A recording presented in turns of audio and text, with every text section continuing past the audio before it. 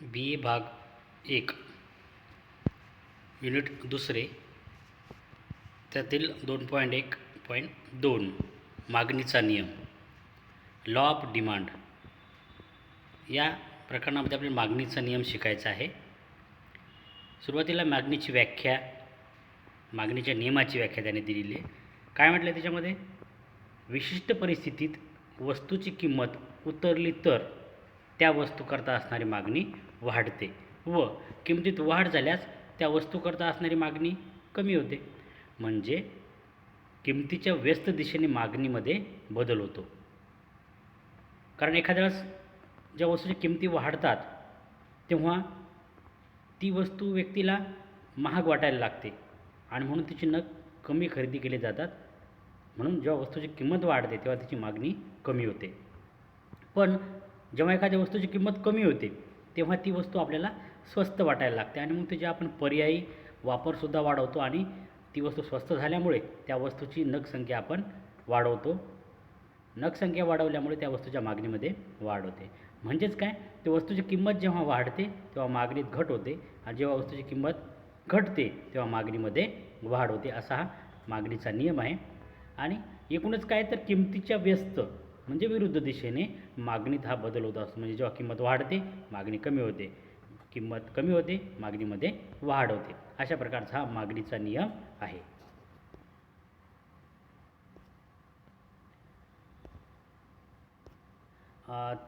हे आपण कोष्टकाच्याद्वारे हा नियम समजावून घेऊ शकतो, ज्यामध्ये आपण संत्र्याची किंमत आणि संत्र्याची मागणी अशा दोन गोष्टी घेतलेल्या आहेत. आणि तिसरी गोष्ट घेतलेली बाजारपेठेची मागणी, म्हणजे एकूणच बाजारपेठेमध्ये या संत्र्याची किती मागणी निर्माण झाली. सुरुवातीला जर आपण पाहिलं तर संत्र्याची किंमत पहिल्या कॉलममध्ये आपण संत्र्याची किंमत घेतलेली आहे, जी आपण पाहतो की 5 रुपये डझन, 4 रुपये डझन, 3 रुपये डझन आणि 2 रुपये डझन. इकडे दुसऱ्या कॉलममध्ये आपण संत्र्याची मागणी घेतलेली आहे, की जी 2 डझन, 4 डझन, 6 डझन, 9 डझन अशी वाढत गेलेली आहे. आणि इकडे तिसऱ्या कॉलममध्ये आपण बाजारपेठेची मागणी घेतली. एकूणच बाजारपेठेमध्ये या संत्र्याची किती मागणी होती. एकूणच काय तर आपल्या असं लक्षात येते की वस्तूची किंमत आणि म्हणजे संत्र्याची किंमत आणि संत्र्याची मागणी यामध्ये व्यस्त संबंध आहे. आपण तो या कोष्टकाच्याद्वारे आपण ते समजून घेऊ शकतो. बघा, सुरुवातीला 5 रुपये डझन जेव्हा संत्र्याची किंमत होती, 5 रुपये डझन जेव्हा संत्र्याची किंमत होती तेव्हा संत्र्याची मागणी लोकांनी 2 डझन केली. संत्र्याची मागणी ही 2 डझन केली, कारण संत्र्याची किंमत ही जास्त होती. 5 रुपये डझन ही संत्री होती, त्यामुळे 2 डझनच संत्र्याची मागणी होती. बाजारपेठेची जर मागणी आपण विचारात घेतली तर ती 2000 डझन होती. म्हणजे बाजारपेठेची मागणी ही खूप जास्त होती. पण संत्र्याच्या किमतीमध्ये घट झाली. आता संत्रा 4 रुपये डझन झाला. संत्रा 4 रुपये डझन झाल्यामुळे संत्र्याची मागणी वाढली आणि ती 4 डझन झाली. संत्र्याची किंमत कमी झाल्यामुळे आता संत्र्याची मागणी पूर्वीपेक्षाही वाढली, ती 4 डझन झाली. आणि बाजारपेठेच्या मागणीचा जर तुम्ही विचार केला तर ती 4000 डझन झाल्याची दिसून येते. बाजारपेठेच्या मागणीचा विचार केला तर ती 4000 डझन एवढी मागणी झाल्याचं आपल्याला दिसून येते. संत्र्याच्या किमतीमध्ये अजून घट झाली. संत्र्या हे 3 रुपये डझन झाले. संत्रे हे 3 रुपये डझन झाले. संत्र्याच्या मागणीमध्ये वाढ झाली. संत्रे आता 6 डझन संत्र्याची मागणी केल्या जाऊ लागली. म्हणजे संत्र्याच्या मागणीमध्ये आता वाढ झाली. ती 6 डझन एवढी मागणी निर्माण झाली. आणि बाजारपेठेत जर विचार केला तर बाजारपेठेमध्ये 6000 डझन संत्र्याला मागणी होती. परत संत्र्याच्या किमतीमध्ये घट झाली. संत्रे हे 2 रुपये डझन संत्रे झाले. याचा परिणाम मागणीवर असा झाला की मागणीमध्ये पूर्वीपेक्षा वाढ झाली. आता एकूणच संत्र्याची मागणी ही 9 डझन झाली. आणि बाजारपेठेचा जर विचार केला तर ती बाजारपेठेमध्ये 9000 डझन एवढी या संत्र्याची मागणी निर्माण झाली. 9000 डझन. एकूणच काय तर संत्र्याची किंमत जसजशी कमी होत गेली होती तसं संत्र्याच्या मागणीमध्ये वाढ होत गेलेली आहे. संत्र्याची मग ती व्यक्तिगत मागणी असेल किंवा बाजारपेठेची मागणी असेल, यामध्ये क्रमाने वाढ होत गेल्याचं आपल्याला दिसून येते. म्हणजेच काय, संत्र्याची किंमत जेव्हा कमी होते तेव्हा संत्र्याच्या मागणीमध्ये वाढ होते आणि जेव्हा संत्र्याची किंमत वाढते तेव्हा संत्र्याच्या मागणीमध्ये घट होते. म्हणजे किमतीच्या व्यस्त दिशेने संत्र्याच्या मागणीमध्ये बदल झाल्याचं आपल्याला दिसून येते. आकृतीच्या सहाय्यानं आपण हा सिद्धांत बघू शकतो. त्याला आपण मागणीचा वक्र असं नाव दिलेलं आहे, मागणीचा वक्र. तर मागणीचा वक्र आपल्याला शिकायचं आहे. तर य या असावर, या अक्षावर आपण संत्र्याची किंमत प्रति डझन घेतलेली आहे. ती 1 2 3 4 5 आपल्याला दिसून येते य अक्षावर संत्र्याची किंमत प्रति डझनमध्ये. अक्षावर जर तुम्ही पाहिलं तर संत्र्याकरता असणारी मागणी आपण घेतलेली आहे डझनमध्ये. मागणी एकूणच जी आपला या कोष्टकामधला जो तिसरा कॉलम होता, त्यामध्ये जसं 2000 4000 6000 8000 9000 10000 वगैरे आपण संत्र्याची बाजारपेठेची मागणी विचारात घेतली होती, ती आपण या अक्षावर घेतलेली आहे. आकृतीमध्ये म एक हा मागणीचा वक्र आहे, तो वरून खाली आलेला आहे. हा वरून खाली काय येतो आहे की नाही, तो कसा आला ते आपण शिकणार आहोत. सुरुवातीला जेव्हा संत्र्याची किंमत प्रति डझन ही 5 रुपये होती, तेव्हा संत्रे हे व्यक्तीला महाग वाटत होते आणि म्हणून या संत्र्याची मागणी जी होती ती 2000 डझन एवढी एकूण मागणी होती. आता संत्र्याची किंमत पूर्वीपेक्षा कमी झाली, ती 4 रुपये प्रति डझन झाली. जेव्हा 4 रुपये प्रति डझन जेव्हा संत्र्याची किंमत झाली, तेव्हा संत्र्याची मागणी ही 4000 डझन झाली. ती आपण या ख बिंदूच्या साहाय्याने दर्शवलेली आहे. संत्र्याच्या किमतीमध्ये अजून घट झाली. संत्रे हे 3 रुपये डझन झाले. इकडे संत्र्याच्या मागणीमध्ये वाढ झाली, ती 6000 डझनाची मागणी केली. परत संत्र्याच्या किमतीमध्ये घट झाली, ती 2 रुपये प्रति डझन झाली. तर इकडे संत्र्याच्या मागणीमध्ये सुद्धा वाढ झाली आणि ती 9000 डझन एवढी बाजारपेठेची मागणी होती. बघा 8000 आणि 10000च्या मध्ये तो पॉईंट आहे, म्हणजे तो 9000 आहे. तो आपण पॉईंट दर्शवला, तो घ या अक्षराने दर्शवलेला आहे. असे क ख ग घ असे 3 पॉईंट आपल्याला मिळाले. हे तीनही पॉईंट आपण म एक या वक्राच्या सहाय्याने किंवा या रेषेच्या सहाय्याने ते जोडले. तर म एक ही रेषा जी निर्माण झाली, म एक ही हा मागणी वक्र आहे. तो वरून खाली डावीकडून उजवीकडे येणारा आहे. म्हणजेच किमतीच्या व्यस्त दिशेने त्यात बदल झाल्याचा आपल्याला दिसून येते आणि तो वरून खाली उतरता आहे. म्हणजे एका घटकात जेव्हा वाढ होते तेव्हा दुसऱ्या घटकात घट होते, दुसऱ्या घटकात जेव्हा वाढ होते तेव्हा पहिल्या घटकामध्ये घट होते, असं तो दर्शवणारा ऋणात्मक उताराचा असा हा मागणी वक्र आपल्याला पाहावयास मिळतो, जो म एक या रेषेने दर्शवलेला आहे. हा मागणी वक्र आहे. त्यानंतर मागणी नियम अनुभवाला येण्याची कारणे, की मागणी नियम कसा अनुभवास येतो, का अनुभवास येतो. तर ती मागणी वक्र मागणी नियम अनुभवास येण्याची कारणे. तर पहिलं कारण होतं आरासी उपयोगिता नियम. बघा आरासी उपयोगिता नियम आपण शिकलेलो आहोत. आरासी उपयोगिता नियम काय सांगतो? आरासी उपयोगिता नियम असं सांगतो की तुमच्याकडे असलेल्या नग संख्येत जेव्हा तुम्ही क्रमाने वाढ करत नेता, तेव्हा त्या वस्तूपासून मिळणारी जी उपयोगिता आहे ती हळूहळू कमी होत जाते. तुमच्याकडे असलेल्या नग संख्येत जसं तुम्ही वाढ करता तसं त्या वस्तूपासून मिळणारी एका विशिष्ट पॉईंटनंतर किंवा विशिष्ट नग संख्येनंतर त्यापासून मिळणारी जी उपयोगिता आहे ती हळूहळू काय होते, कमी कमी होत जाते. आणि म्हणून आरासी उपयोगिता नियम हा आरासी उपयोगिता नियम हा अनुभवास आल्यामुळे त्यावरूनच आपण मागणी वक्राचा सुद्धा अंदाज बांधला जाऊ शकतो. आणि म्हणून मागणीचा नियम अनुभवाला येण्याचं हे सुद्धा एक महत्त्वाचं कारण आहे. नंबर 2 होतं विविध उपयोगांचे तत्त्व. विविध उपयोगांचे तत्त्व बघा, जेव्हा एखादी वस्तू जेव्हा महाग असते तेव्हा तिचा उपभोग आपण कमी करतो, आणि जेव्हा एखादी वस्तू जेव्हा स्वस्त होते तेव्हा आपोआप तिचा उपभोग आपण वाढवायला लागतो. म्हणजेच काय, एखादी वस्तूची किंमत जेव्हा कमी होते तेव्हा तिची मागणी आपण वाढवतो, कारण तिचे उपभोग आपण इतर कारणासाठी सुद्धा मोठ्या प्रमाणात वाढवायला सुरुवात करतो. त्यानंतर नंबर 3 गरजेची तीव्रता. गरजेची तीव्रता, एखादी वस्तू विकत घेण्याची तुमच्याकडं किती इच्छा आहे त्यावर सुद्धा बऱ्याच गोष्टी ह्या अवलंबून असतात. गरजांची तीव्रता आपण काय करतो, सुरुवातीला गरजाची क्रमवारी लावतो. जी अत्यंत आवश्यक गरज आहे ती सुरुवातीला पूर्ण करतो, त्यानंतर कमी निकडीची किंवा कमी महत्त्वाची गरज आपण नंतर पूर्ण करायला लागतो. म्हणजेच काय, गरजाची क्रम लावून आपण गरजाच्या तीव्रतेनुसार त्या वस्तूच्या मागणीमध्ये आपण बदल करत असतो. त्यानंतर नंबर 4 उत्पन्नातील विषमता. बघा, उत्पन्नामध्ये खूप मोठ्या प्रमाणात विषमता असल्याचं आपल्याला दिसून येते. उत्पन्नामध्ये विषमता म्हणजेच काय, तर सगळ्याच व्यक्तीचं उत्पन्न काही सारखं नाही आहे. काही व्यक्तींचं उत्पन्न खूप जास्त आहे, तर काहीचं उत्पन्न मीडियम मध्यम आहे, काहीचं उत्पन्न खूप कमी आहे. म्हणजेच एकूणच काय तर आपल्या असं लक्षात येते की उत्पन्नातील विषमतासुद्धा आहे. पण जास्त उत्पन्न गट असलेले लोक हे कमी आहेत, कमी उत्पन्न असलेले व्यक्ती हे जास्त आहेत. आणि उत्पन्नातील विषमता असल्यामुळे सुद्धा हा मागणीचा नियम अनुभवास येऊ शकतो. त्यानंतर आहे उत्पन्न परिणाम. उत्पन्न परिणाम हा एक सिद्धांत आहे. उत्पन्न परिणाम, प्रतिस्थापन परिणाम. तर उत्पन्न परिणाम काय सांगतो? तर उत्पन्न परिणाम म्हणजे तुमच्या उत्पन्नात बदल झाला असता तुमचा त्याचा मागणीवर काय परिणाम होतो. अर्थात जेव्हा आपल्या उत्पन्नात वाढ होते तेव्हा आपण मागणी वाढवतो, जेव्हा आपल्या उत्पन्नात घट होते तेव्हा आपण मागणीमध्ये घट करतो. म्हणजे उत्पन्न परिणाम हा सुद्धा एक मागणी नियम अनुभवास येण्यात महत्त्वाचं कारण आहे. त्यानंतर एक प्रतिस्थापन परिणाम. प्रतिस्थापन बघा, बऱ्याच वेळा आपण काय म्हणतो की एखादी वस्तू आपल्याला महाग वाटायला लागली की आपण तिच्या पर्याय शोधायला लागतो, म्हणजे तिचं प्रतिस्थापन आपण दुसऱ्या ठिकाणी करतो. जसं की आपण चहा आणि कॉफीचं उदाहरण देत असतो की चहाच्या किमती वाढल्या तर आपण कॉफी प्यायला लागतो किंवा कॉफी खरेदी करायला लागतो, किंवा कॉफीच्या किमती वाढल्या तर आपण चहा खरेदी करायला लागतो.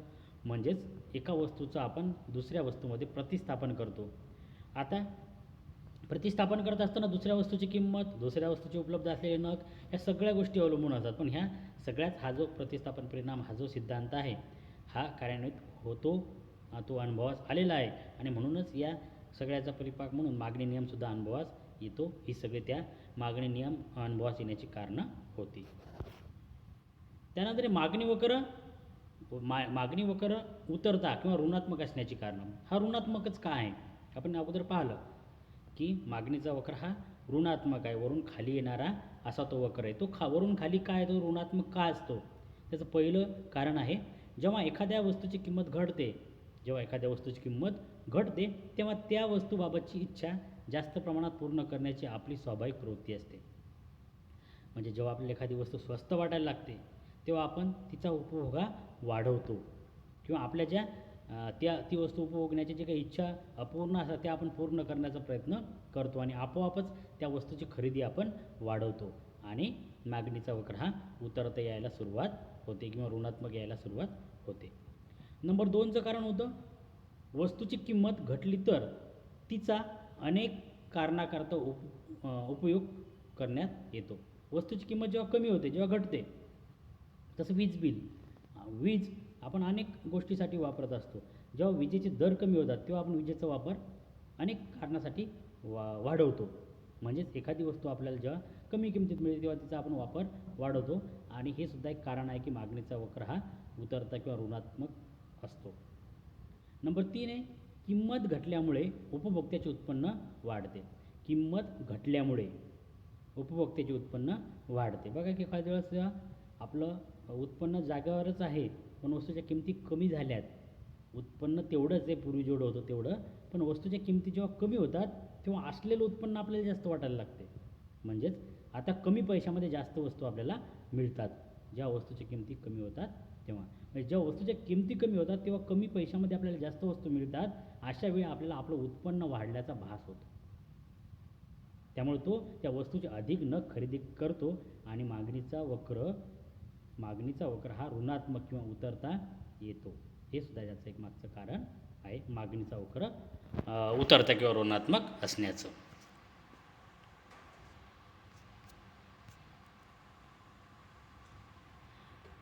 त्यानंतर आहे मागणीत बदल होण्याची कारणे. काय काय कारणं आहेत या मागणीमध्ये बदल होण्याची? तर मागणीत बदल होण्याचं कारण, सगळ्यात महत्त्वाचं कारण आहे लोकसंख्येत बदल.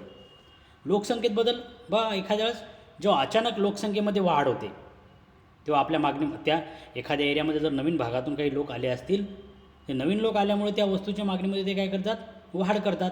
आणि वस्तूच्या मागणीमध्ये वाढ जी होते ती तिथच्या लोकांमुळे होत नाही, तर नवीन लोक त्या भागात आल्यामुळे त्या वस्तूच्या मागणीमध्ये वाढ होते. म्हणजे लोकसंख्येत बदल झाला. बऱ्याच वेळा अनेक भागामधून स्थलांतरण होत असते. एका भागातून लोक हे दुसऱ्या भागामध्ये जात असतात. अशा वेळी ज्या भागातून लोक स्थलांतरित होतात त्या भागातील लोकसंख्या कमी होते, आणि पूर्वीपेक्षा कमी लोक त्या ठिकाणी राहत असल्यामुळे आपोआपच तिथच्या वस्तूकरता असणारी मागणी कमी होते.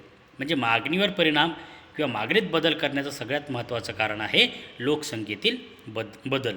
लोकसंख्येत जसा बदल होईल त्या पद्धतीने मागणीसुद्धा बदल व्हायला मागणीतसुद्धा बदल बऱ्याच अंशी होत असतो. लोकसंख्या वाढली, मागणीमध्ये वाढ होते. किंमत वाढल्या तरी मागणीमध्ये वाढ होते, कारण अतिरिक्त लोकसंख्या या ठिकाणी राहायला आलेली आहे. बऱ्याच वेळा किमती कमी झाल्या, पण लोकसंख्या जर त्याची कमी झाली तर आपोआप त्या वस्तूकरता असलेली मागणी कमी होती, कारण लोकच नाहीत, लोकांनी स्थलांतरण केलं, एका ठिकाणी दुसऱ्या ठिकाणी ते निघून गेले.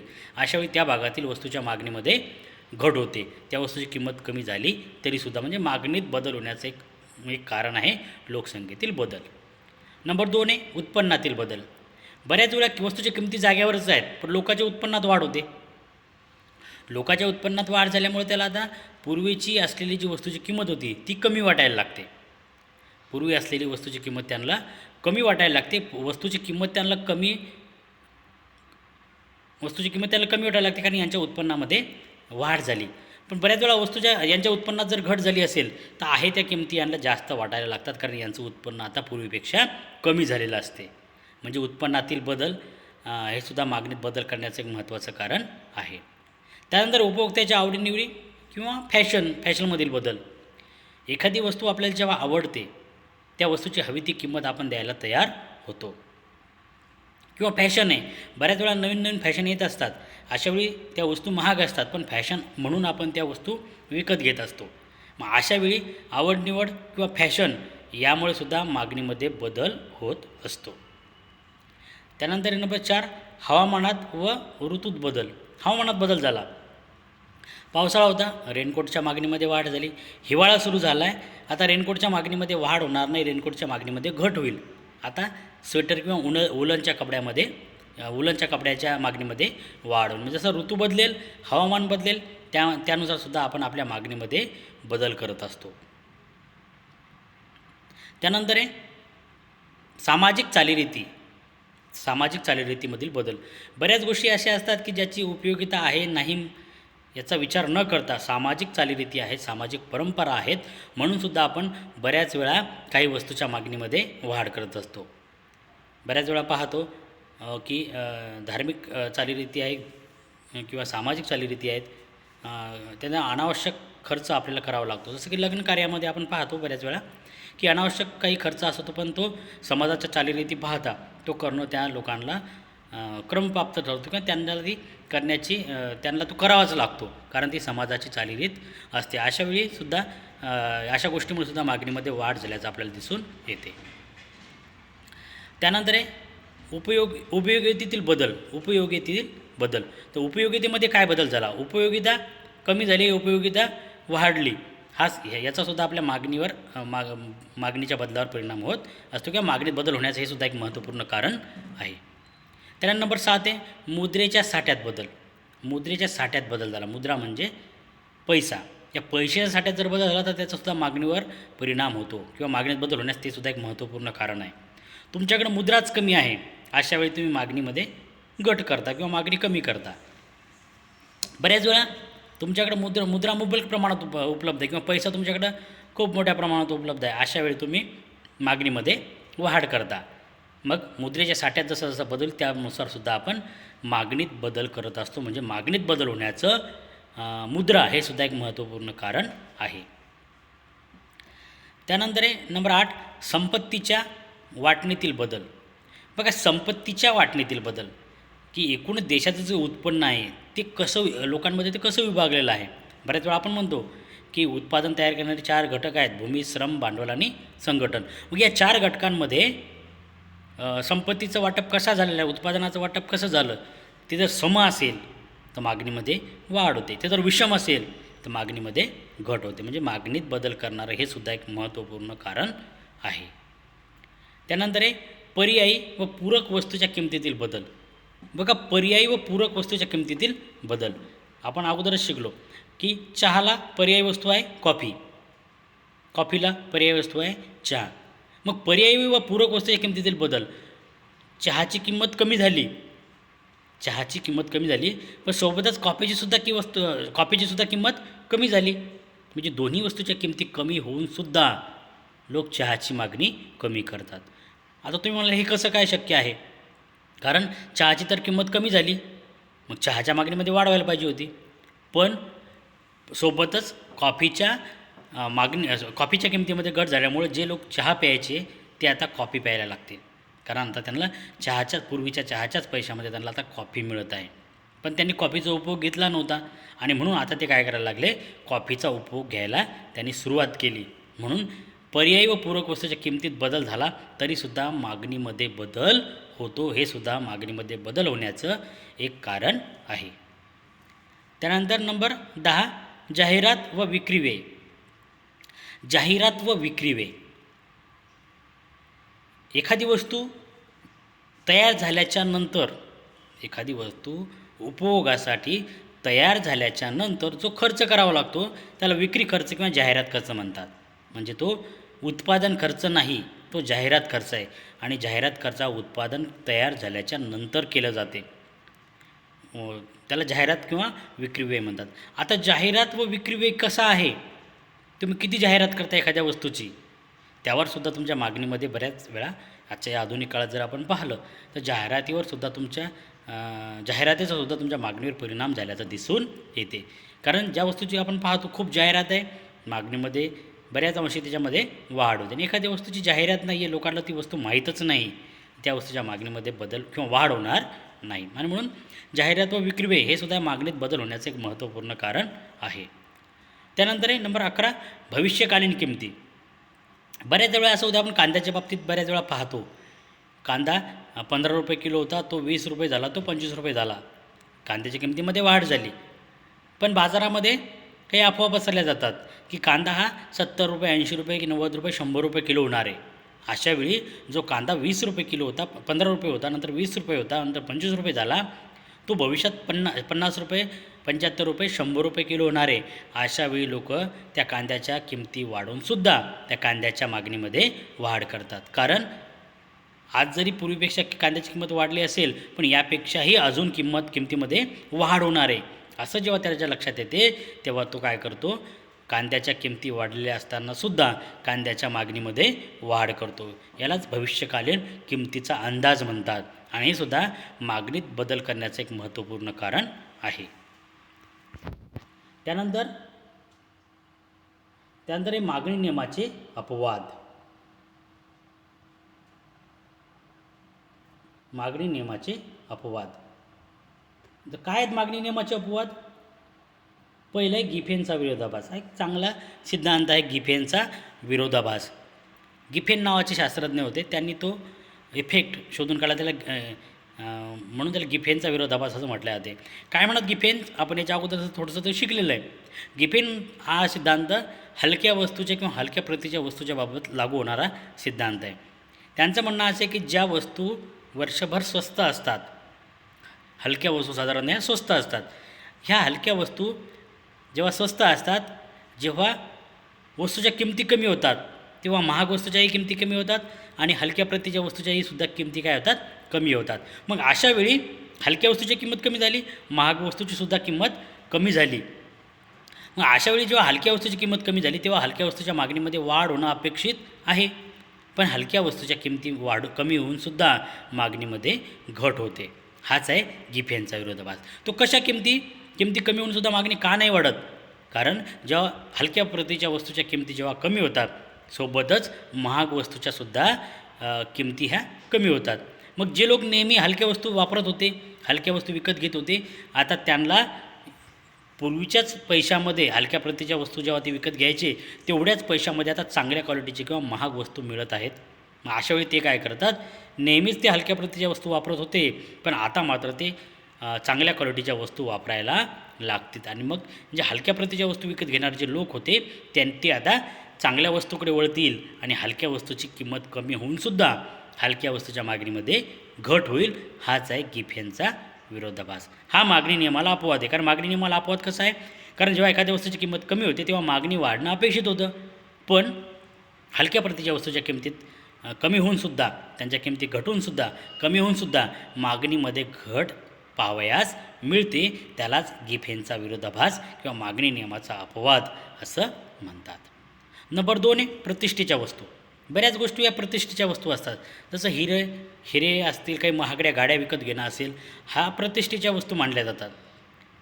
त्या वस्तूची किंमत किती याचा तो ग्राहक विचार करत नाही, कारण त्यानं त्या प्रतिष्ठेसाठी ती वस्तू विकत घेतलेली असते. मग बऱ्याच वेळा हिऱ्याच्या किमती वाढतात, तरीसुद्धा हिऱ्याच्या मागणीमध्ये वाढ होते. महागड्या गाड्याच्या किमती वाढतात, तरीसुद्धा महागड्या गाड्याच्या मागणीमध्ये वाढ होते. म्हणजे त्या वस्तूची मागणी करत असताना त्या प्रतिष्ठेच्या वस्तू असल्यामुळे त्याच्या किमती किती वाढल्या का किती कमी झाली याचा विचार त्याचे ग्राहक करत नाहीत. उलट जास्त महाग वस्तू तर ती महागडी वस्तू सांभाळणं ही प्रतिष्ठेची समजली जाते, आणि म्हणून अशा वस्तू लोक जास्त विकत घ्यायला लागतात. म्हणून प्रतिष्ठेच्या वस्तू हा मागणी नियमाला अपवाद आहे, कारण त्याच्या किती किमती कमी झाल्या किती किमती वाढल्या याचा काही संबंध नसतो, कारण त्या प्रतिष्ठेच्या वस्तू असतात. त्यानं समाजामध्ये ती वस्तू विकत घेतल्याने समाजामध्ये आपल्याला प्रतिष्ठा निर्माण होईल अशी काही लोकांचे समज असल्यामुळे त्या वस्तूच्या किमतीमध्ये कमी होऊनसुद्धा किंवा त्या वस्तूच्या किमतीमध्ये वाढ होऊनसुद्धा मागणीमध्ये बदल होत नाही. त्यानंतर आहे नंबर 3, भ्रामक कल्पना. बऱ्याच वेळा काही भ्रामक कल्पना असतात. एखाद्या वेळा एखादी गोष्टी आपण जर सामाजिक चालीरीतीमध्ये पाहिलं, त्याच्या धार्मिक गोष्टीसुद्धा काही असतात की काही गोष्टी ह्या कराव्याच लागतात. मग देवाला नारळ फोडणं असेल किंवा इतर काही गोष्टी असेल, त्याच्या किमती किती आहेत त्याचा विचार केला जात नाही. ती गोष्ट करायची, आणि म्हणून त्या वस्तूच्या किमतीचा विचार न करता त्याच्या किमती वाढल्याही तरी त्याची मागणी कोणीही कमी करत नाही, त्याची मागणीही वाढतच जाते. मग मागणीच्या नियमानुसार जर एखाद्या वस्तूची किंमत कमी झाली, त्याची मागणीमध्ये वाढ होणं अपेक्षित होतं, किंवा एखाद्या वस्तूची किंमत वाढली त्याच्या मागणीमध्ये घट होणं अपेक्षित होतं. पण तसं न होता एखाद्या वस्तूच्या किमतीमध्ये वाढूनसुद्धा मागणीमध्ये सुद्धा वाढ होण्याचं प्रमाण आपण काही गोष्टीच्या बाबतीत आपल्याला पाहावयास मिळते. त्याला भ्रामक कल्पना म्हणतात. ते सुद्धा मागणीच्या नियमाला अपवाद आहेत. अशा प्रकारचा हा मागणीचा नियम आपल्याला अभ्यासता येतो.